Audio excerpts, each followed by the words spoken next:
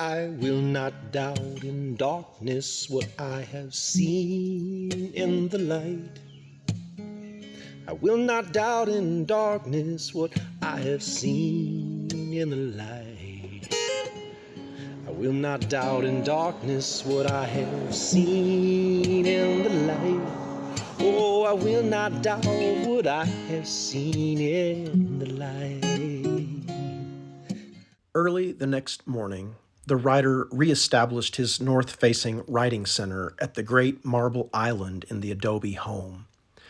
The three ACIM books and his old Bible once again supported his laptop as he faced the large mirror. He fed and watered his growing African violet and the thick-stalked basil plant that his mother had given him last summer. He played several songs on his guitar and doodled in E major for some time.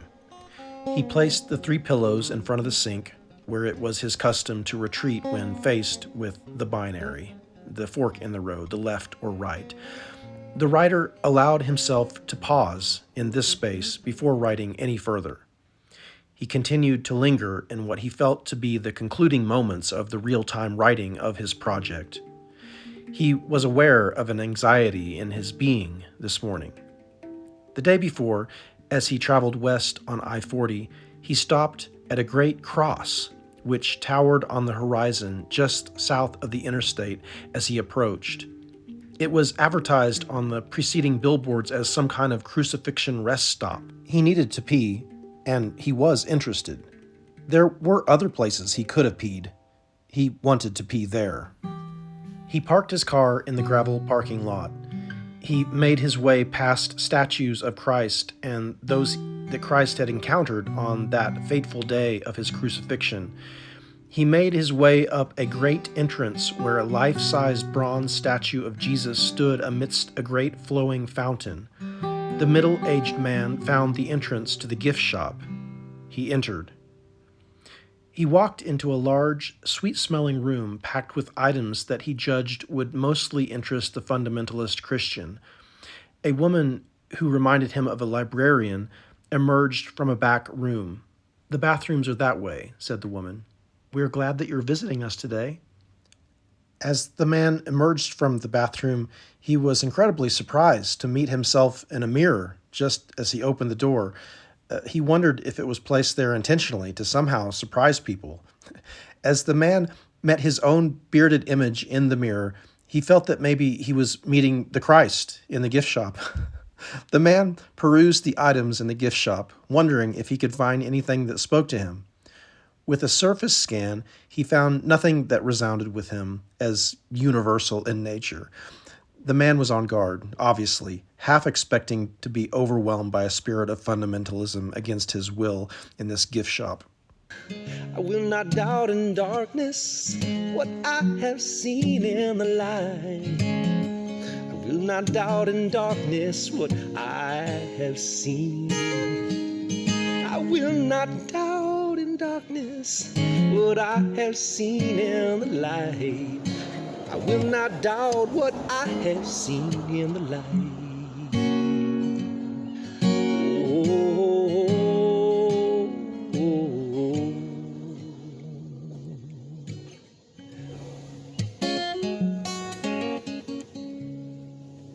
The middle-aged man stepped out of the shop without having to encounter the librarian again. He approached the great fountain. He gazed upon the figure of Jesus standing in the midst of the flowing waters. The middle-aged man felt utterly exhausted. He was grieving this most recent incident with his father. Just as surprising as the mirror outside the bathroom, he suddenly found himself a participant in the glory of what had been created here, this fountain, this homage to the living Christ. The magnitude of this creation was truly impressive, and he found himself wrapped up in the love and the dedication of the hands and hearts that had erected this great monument to the story of the life that was lived over 2,000 years ago. He found himself leaning against this faux stone structure, asking God for further assistance. He found himself participating in a form which would have once been taboo to him. Just 2 years ago, he would have only allowed himself to deconstruct and criticize what he now gave his heart to. He focused on the welcoming Christ who stood in the midst of the flowing waters. He then returned to the statues, which encircled the gigantic white metallic cross. The statues were dwarfed by the looming white behemoth. The man allowed himself the luxury of non-judgment. Yes, he was aware of all the reasons that he might allow himself to discount this monstrosity, but his judgment was suspended just enough that he was present. He was participating in this remembrance. He approached the first station where a statue of the Christ stood facing Pontius Pilate, who sat on a throne. The Christ gazed at the Roman ruler with surrender in his eyes. He would make no justification for himself. He and his friends were making deep love to this world, and the Christ knew that his own death would be the orgasm that planted its seed in the womb of consciousness. But before that great orgasm, the cross was placed on the back of the Christ. He willingly carried it. He met people along the way. A man named Simon helped him carry the cross when he grew weary. He saw his mother too. He asked her for her witness. He asked her to see into a deeper reality. He asked her to see her son as the universal son. He asked her to experience his death as the death that would give the world insight into the true nature of reality, the seed that goes into the earth and dies and becomes a tree. He asked his mother to see the spiraling serpent that was the staircase by which consciousness ascended and eventually integrated all forms below. "Please, mother," he said, "don't try to stop this. This is what I came to do. This is what I came to reveal." And so the journey of the Christ continued until he was laid on the ground in a supine position on two large pieces of wood. Nails were driven into his wrists or his hands, his feet, and he was lifted up in between two men who were also suffering deeply. One of these men that day accepted the great what is that he was experiencing in that moment with Jesus. This man looked upon the one who hung beside him and saw his brother. He gave himself to the same process that the Christ was willingly surrendering to, and in so doing, he made peace with himself and all that was. Another man that hung beside Jesus that day was unable to accept the suffering. He was unable to reconcile himself to the great what is, that which is happening right now, which we have no control over, apparently.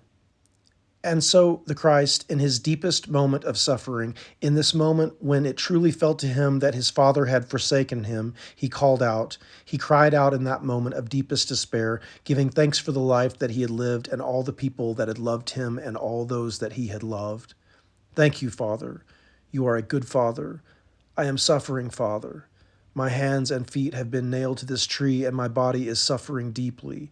I feel humiliated, Father. My flesh has been torn. So many have left me, and I feel so alone, Father. Please.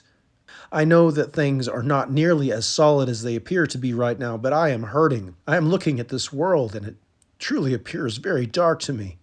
I am terrified, Father. My body is quivering. Fear is racking my consciousness. It is difficult for me not to ask now what it is that I have done wrong. What have I done to deserve this? This is the question that I prevent myself from asking you right now. My being is now filled with the sickness of these others. I have now become the witness to all the great suffering in this world. I have now become the suffering that these people have brought upon themselves. I am folded in, Father. How long can I feel this without turning on them, Father? How long can I experience this without hating myself, without despising the very suffering that I have become? Life itself seems to be punishing me. I feel what they feel. I feel absolutely alone. I feel absolutely scared. I feel absolutely separated, and my flesh, my bones, pulling on the nails, my hands, my feet. My bones are grinding now against the hard nails, and breathing, Father, is excruciatingly painful. Father, why have you forsaken me? What have I done to deserve this separation that I now feel from you? Why am I all alone? Father, I am dying now. The light is changing colors, Father. I am fading.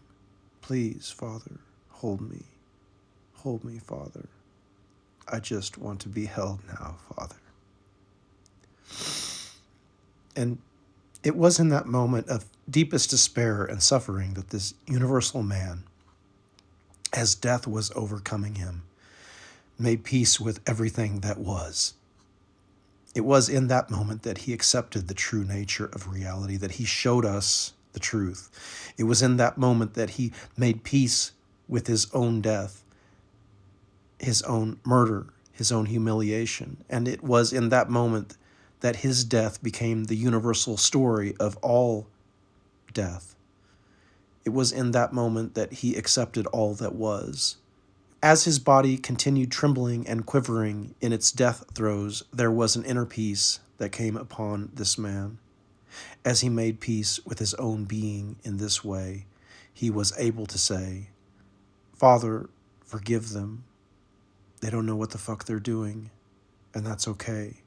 It's actually understandable, considering the big picture. Things are just as they should be. Please forgive them, Father. Please forgive them. I am done here. I am the seed. I am the one. I am the one who is crucified.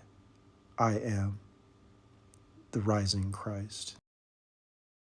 And so it came to pass that the middle-aged man found himself sitting on the steps at that resurrection rest stop, convulsing, sobbing and crying with the pain of the interaction that he'd had with his father just days ago. So it came to pass that the man had said yes to his own death as he had approached his own earthly father again. And that writer, that son, that middle-aged man was free to grieve there that day without any shame. He was the only person at the crucifixion rest stop that windy day in the Texas Panhandle. He checked periodically to see if there was anyone pulling into the gravel parking lot, but there was not. So there he remained for quite some time, giving himself to the grief. The son was finally able to give himself to a grief that was free of shame and self-condemnation. The man sitting there at the rest stop was indescribably somehow now a 5-year-old boy. The 5-year-old boy now understood that there was not anything he could say or do that would make his daddy love him. There was nothing he could ever say or do to make his daddy happy. The 5-year-old boy saw that his father was a hopelessly lost and angry soul who could only blame others for his own pain. The 5-year-old boy was free at last. He was free to grow up. He was free to be himself. He was free. Having cried all the tears that this location could contain, the man rose.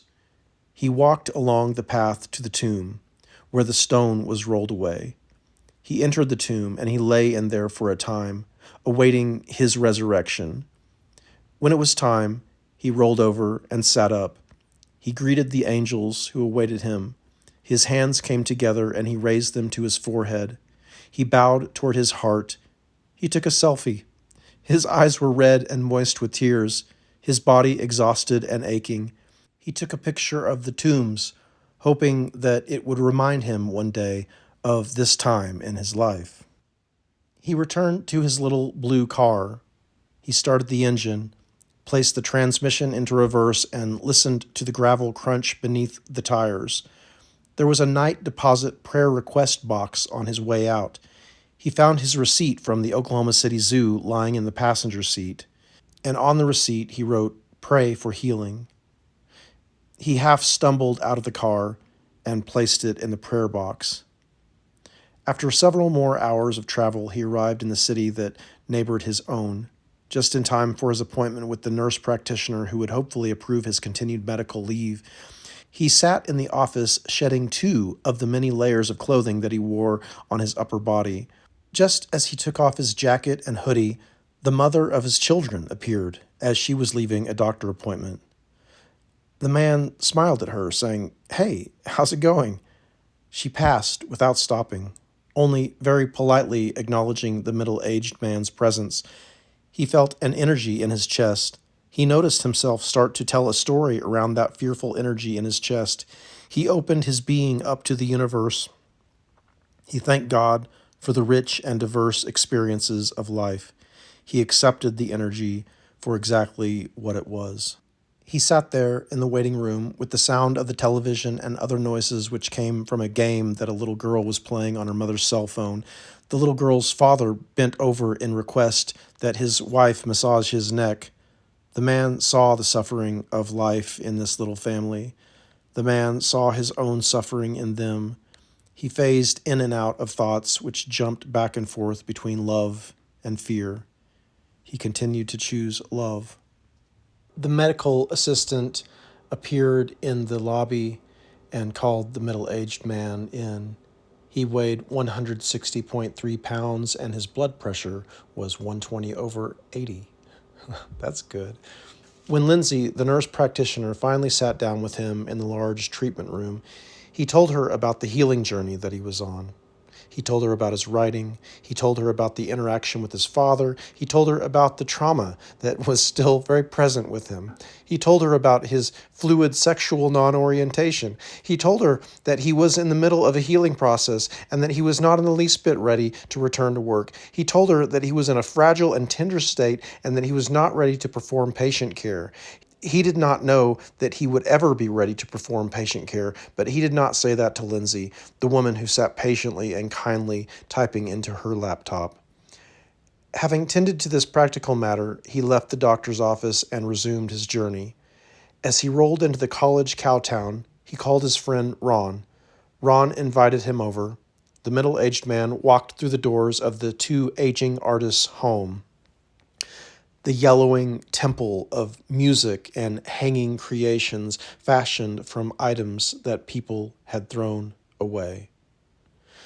The middle-aged man recounted to his friends the highlights of his trip to Oklahoma City, his time with his children and his mother, and the painful visit with his father, and the many life-affirming meetings he'd had with old friends. He also spoke of the successful continuation of his writing project and the feminine spirit that the middle-aged man detected arising from within. Lived experience. Isn't life wild? I will not doubt in darkness what I have seen in the light. I will not doubt in darkness what I have seen in the light. I will not doubt in darkness what I have seen in the light. Oh, I will not doubt what I have seen in the light. I will not doubt in darkness what I have seen in the light. I will not doubt in darkness what I have seen. I will not doubt in darkness what I have seen in the light. I will not doubt what I have seen in the light. Oh, oh, oh.